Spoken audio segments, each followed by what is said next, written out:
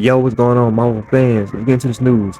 So starting off, PlayStation players can now get a free Season 2 bundle in the store. And this bundle comes with the Squirrel Girl Urban Hunter costume, Squirrel Girl Boogie Sign MVP animation, the Squirrel Girl Urban Hunter spray, and the Squirrel Girl Urban Hunter nameplate, along with 300 clone tokens. As of right now, I'm not sure if the channel is going to be Xbox in the future or what, but if it becomes an Xbox or PC in the future, I will let you guys know. But as of right now, this seems to be only exclusive to PlayStation. Alright, on to the next piece of news. There are some brand new patch notes. Now, for the first issue they fixed, it says they fixed the weird issue where players will sometimes find themselves stuck on the round switch transition screen. Now, for number 2, it says there resolved a glitch on the perform map where the email will occasionally couldn't be used except for the bottom right segment. And 3, it says they fixed the faction system bug where after a single name change, the name cannot be changed again even after the cooldown period. Now, for the 4th one, it says they resolved an issue in the faction recruit interface where non-leaders saw only a leader can select label on the confirm button. Now for number 5, it says in a custom game,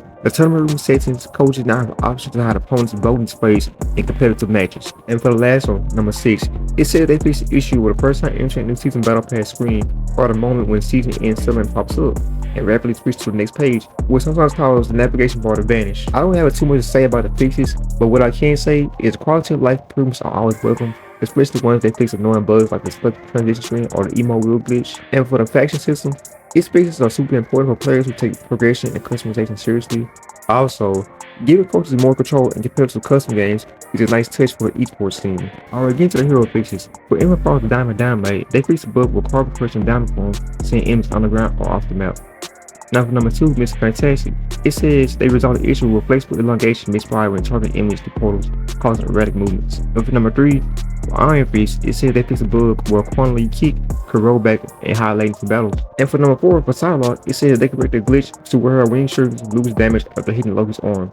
And for number 5, for Star-Lord, it says they fixed the mission facial animation and a Spartan slumber emote during matches. And for number 6, for Squirrel Girl, it said they restored mission facial expression in her default emotes. And for number 7, Invisible Woman, they fixed error affecting the recovery rate of her Guardian Shield. Now the Emma Frost and Mr. Fantastic fixes are huge. Bugs that send players underground or mess with movement through portals are immersion breaking and unfair compared to gameplay. Iron Fist latency rollback shows that they're taking the netcode seriously. It's a big win for global matchmaking. For Star-Lord, this one was about personality and polish the gameplay. Star-Lord's whole vibe is sarcastic, cocky spragger, but having a broken emote that doesn't show his facial expression is like make him dance and turn out the music. For Invisible Woman, this one is more gameplay impactful than it sounds. If her shield wasn't recovering as intended, they could totally throw off her survivability or support role timing. Overall, the personality polish like Star-Lord and Squirrel getting their emotes animation back really keeps the game fun factor alive. Little details like that make the heroes feel alive. But I do have to say, some fixes are overdue, like the Battle Pass navigation bug. Overall, it doesn't reinvent anything, but it tightens the experience in all right places. But if I had to rank the hero fixes in terms of impact, it would be Invisible Woman, Psylocke, Star-Lord, and Squirrel Girl. Alright, getting to the next topic. We have 5 brand new characters in the game files. The first one is Forge, then White Fox, then Armor, then Amaranth, then Hive. Now Forge, I did talk about him in one of my previous videos, so make sure y'all go check it out. But they said Forge is going to be a strategist if he's added to the game. White Fox is going to be a strategist as well. And Armor, they said Armor will be a vanguard, and Amaranth will be a duelist, and Hive will be a vanguard. So it seems we got 2 strategists and 2 vanguards under 1 duelist. As of right now, I have no idea what these abilities will be for these characters, so I will be on the lookout.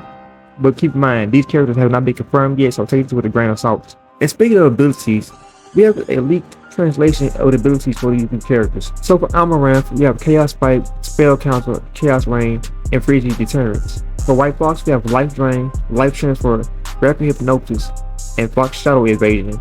And for Armor, we have Unbreakable Object, then we have a Psychotic Armor first form, then we have Psychotic Armor second form, and Psychotic Armor third form, along with a Mountain Breaking Strike. Now for Hive, we have Deadly Parasite, Painful Action, and Accelerated Transformation. And for Forge, we have Structural Analysis, Creative Modification, Spirit Realm Walking, along with Limitation Breaking Modification. Now for Amaranth Chaos Spike, it seems it fires a jagged bolt of unstable energy that pierces enemies and causes unpredictable secondary effects like burn, confusion, or teleportation. For a spell counter, it seems when targeted by a spell, it automatically counters it and reflects a portion of the magic back at the caster. And for Chaos Rain, it seems to summon a storm of corrupted energy that randomly targets enemies in the area, with each bolt dealing a different elemental effect. And for Frenzy Deterrence, it seems when attacked, the user lashes out with a burst of chaos energy, dealing damage and debuffing nearby foes. Now for White Fox, Her first ability is Life Drain.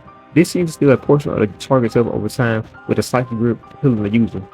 And for Light Transfer, it seems to transfer someone's user health or energy to an ally instantly, possibly reviving them if they're down. And for our third ability, Rapid Hypnosis, it seems it instantly stuns or confuses that nearby enemy by locking eyes and making them vulnerable or forcing them to attack allies. And for Fox Shadow Evasion, it seems it's like a fast dash or a teleport behind enemy lines into stealth, leaving behind a phantom image to mislead pursuers. Now for Armor, his first ability is called Unbreakable Object, which I'm assuming he temporarily becomes immune to knockback, stagger, and all forms of crowd control. His second ability is called Psychotic Armor for his form, which I'm assuming is a basic energy shield that absorbs a portion of incoming damage. And for his Psychotic form or second form, I'm assuming it upgrades the shield to reflect range projectiles and reduce elemental damage. And for his third form of Psychotic Armor, it will give him an area of effect damage when hit, like boost its physical power and resist all status effects. And for Mountain Breaking Strike, it seems like a powerful slow melee slam that sends a shockwave forward, dealing massive damage and breaking barriers. Now for Hive, his first ability is Deadly Parasite, which I'm assuming infects the enemy, slowly draining their health and weakening them. And I'm also assuming if they die while infected, the parasite jumps to the nearest target. And the second one is called Painful Action, which I'm assuming whips enemies into a wide arc, dealing damage and possibly poisoning or slowing them. And for his last ability, Accelerate Transformation, I'm assuming it boosts user strength, speed, and regeneration, causing visible mutation to their extra limbs or glowing veins. Now for Forge, his structural analysis seems it reveals enemy weak points and increased critical hit chances and highlights breakable terrains or items. Now for Forge's second ability, Credit Modification, I'm assuming it temporarily alters a weapon or ability with unpredictable boosts such as extra range, a new effect, or area of effect splash. And for third ability, Spirit Realm Walking, I'm assuming it allows users to enter a phase state into the spirit world, avoid damage and pass through solid objects for a short period of time. Now for his last ability, Limitation Breaking Modification, I'm assuming it overclocks a piece of gear or ability to its max potential, increasing the damage or effect, but risking breaking down afterwards. Also keep in mind, this speculation on what I think the abilities will do. So these abilities haven't been confirmed yet, so take it with a grain of salt. Overall, it seems I'm working with like a chaos / magic vibe, kind of like Wanda. And White Fox, he feels stealthy and psychic. And for Armor, he seems to be all about durability and power strikes, while Hive leans into organic and parasitic evolution. And Forge, he's suggesting inventions, magic tech, or transformations. Alright guys, Marvel Rivals Discord has a new community event called Diamond Hunts. The goal is to find puzzle pieces of Emma Frost for a special reward. The event starts on April 24th to May 1st. To join, simply find the Emma Frost puzzle pieces in the Discord and share them in the hashtag Diamond Hunt channel for a chance to win a tough prize. Now, the rewards you get from this is in-game currency along with Steam gift cards, and you can also get an exclusive Discord role called Season 2 Hellfire Gala. Alright guys, that's gonna be all for today. Let me know your thoughts and opinions on these patch notes, upcoming potential heroes, and more. I'd love to hear them.